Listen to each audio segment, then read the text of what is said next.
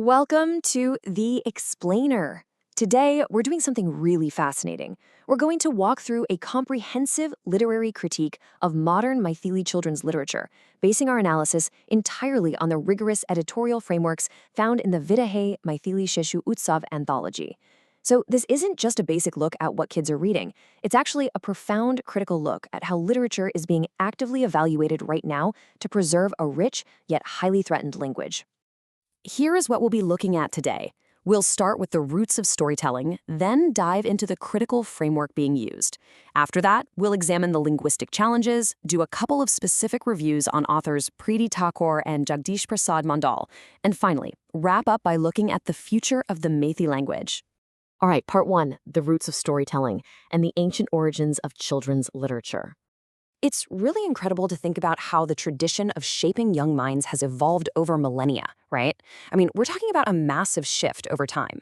If we go all the way back to the ancient era, you have these epic survival tales like the Rig Veda and Gilgamesh. Then, moving into classical antiquity, you get more structured moral fables. Think Aesop's fables or the Buddhist Jataka tales.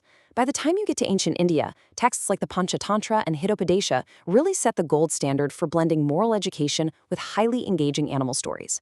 Fast forward to the 19th century, and boom, we see the rise of modern narrative fiction. The big takeaway here? Children's literature has literally always been a strategic tool for shaping society. It's never just been about keeping kids entertained. Okay, moving right along to section 2. The critical framework. This is all about how we actively shape a child's developing mind. Now, I absolutely love the modern metaphor that editor Gajendra Thakur uses here. He compares a child's mind to a computer system. Think about it. If your computer gets a nasty virus, what do? You back up your files, hit format, and wipe the whole thing completely clean, right? Good as new.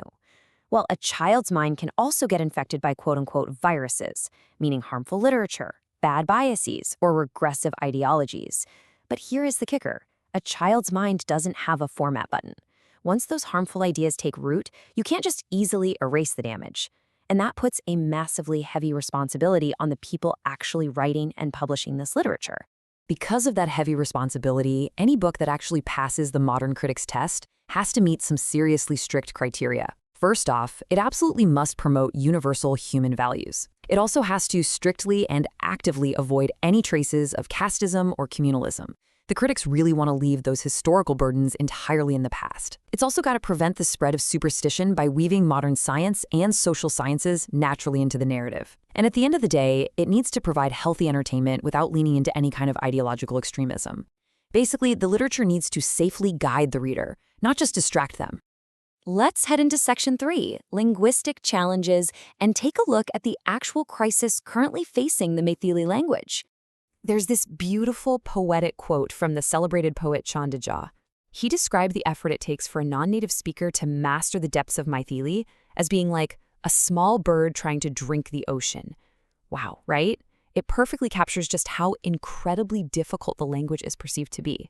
And sadly, that perception of extreme difficulty is exactly what discourages so many modern parents from teaching it to their own kids today, which just creates this huge generational disconnect. And honestly, the language is fighting a multi-front battle here. You've got the heavy dominance of English and Hindi in early education systems, for starters. Then you add in the pervasive influence of mainstream media and cartoon channels, which just pushes kids even further away from their mother tongue. We're also seeing parents actively abandoning the language at home, sometimes just because of a misplaced sense of linguistic inferiority. On top of all that, there's a severe lack of modern, scientific, and sociological text actually printed in Maithili, plus not nearly enough organized lobbying to protect it. All of this is exactly why creating high-quality, super engaging children's literature isn't just nice to have, it's an absolute existential necessity if we want to save this language from completely fading out. That brings us to section 4, our first specific review. We're looking at author Preeti Thakur and visual innovation in Maithili literature. So when we look at works like Maithili Chitrakatha, critics absolutely praise Thakur as a real pioneer for Maithili picture books. She uses these incredibly vivid, culturally resonant illustrations to captivate kids long before they can even read complex text. It's a highly deliberate strategy, and it works perfectly to hook a child's imagination right out of the gate. The critical assessment of her work is really strong. Critics commend her because she so successfully bridges that massive gap between ancient heritage and modern child psychology. She'll take this really complex folklore and adapt it into completely accessible picture stories. Plus, she's breathing new life into forgotten cultural figures, like the legendary wit Gonu Ja, making them relevant and fun for kids today. And, tying this right back to our critical framework from earlier, she very notably presents regional folk deities without a single trace of caste bias. She hits those strict editorial standards perfectly, all while managing to capture the famously short attention spans of young readers. All of this approach really culminates in her book, Mytholok Lok Debata. Critics highlight this specific title as a monumental achievement in this space. It definitively proves that yes, traditional, highly regional stories absolutely can be preserved and passed down to the next generation. You just have to package them in engaging, visually driven, modern formats that actually respect the intelligence of the modern child. All right, Section 5, another literary review. This time, we're looking at Jagdish Prasad Mandal, critiquing the moral philosophy of his work, Taragan. Now, the critic's subjective balance is really on full display when assessing Taragan. On one hand, Mandal's work is celebrated for its deep moral grounding.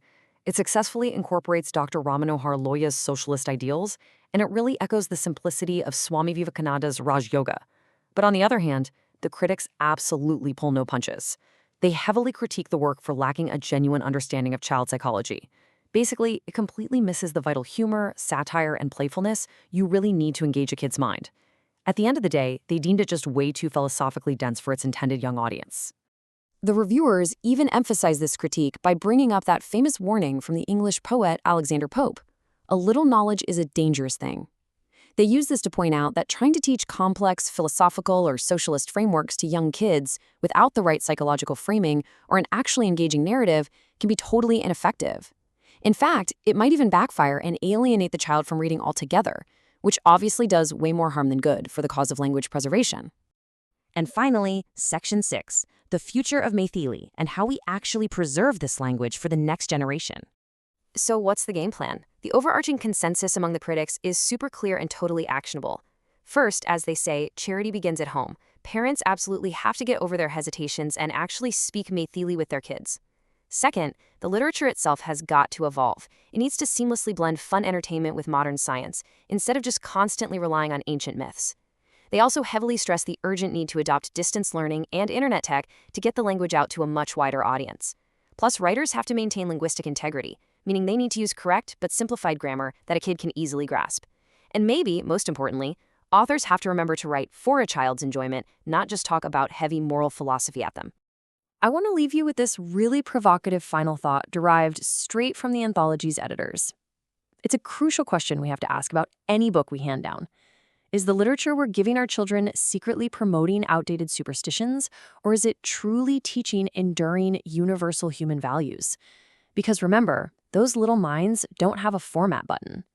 Thanks for hanging out with me for this explainer, and definitely keep questioning what you read.